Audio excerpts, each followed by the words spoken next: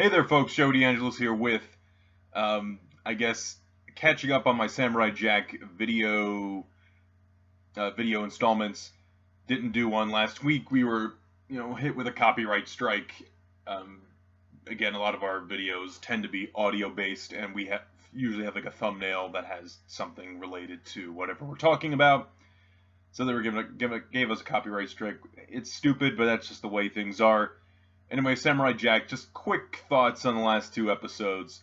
The one that was in April, the last one to be in April anyway, was the episode where Ashi and Jack go to this like rock formation, and Jack has to, retrace his, gotta find a sword, because now he's back to fighting the forces of Aku, which is great. But before that, we get a flashback of how Jack lost the sword in the first place, and again we have him facing on. We have another voice. We again have Aku again. They use him sparingly, and I think they use him very well in the series. And I presume we're going to get him in the last two episodes. I mean, he has to be in the last episode just because it's the last of the whole series, presume, as they've said.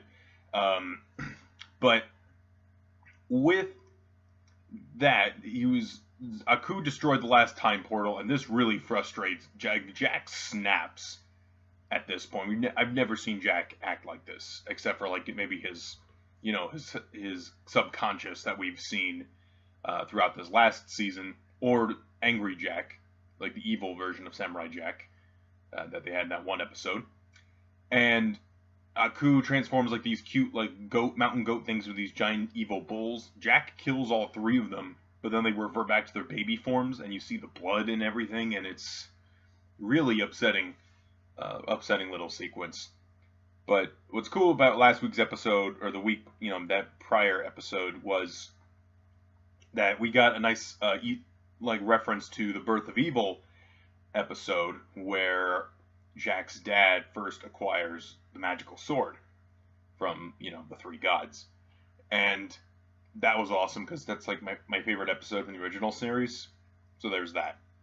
And Jack comes back, he gets his sword, he defeats his subconscious, who, was basically holding him back this whole time. And we get old Jack again, so now he looks like how he used to, which is nice. So now this week's episode, not to put a damper on it, but might be my least favorite episode we've seen so far.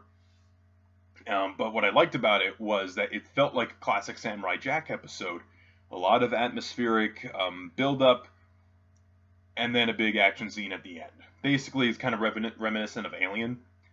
But this one develops Ashi and Jack's relationship further into a more romantic pairing. And at the end, they kiss. And I guess my problem with it was that some of the moments just felt overly cringy. Like, there's sometimes you can have like cute moments where they like accidentally touch each other, and that's fine. But it got to a point where it felt ridiculous. That's my only thing I would say with that. So yeah, it just felt a little off to me. But they were fighting like this alien creature, and it was a fun little like fight sequence. And at the end, like I said, they kiss. So they might be a thing. And then next week looks interesting and very mysterious. Looks like they're not showing a lot, which is nice. So we can think about and speculate all we want about next week's episode. What do you guys think of this week's episode, or even last week's episode? Let me know. What do you think is going to happen in the last two episodes of Season 5 of Samurai Jack? See you later, guys.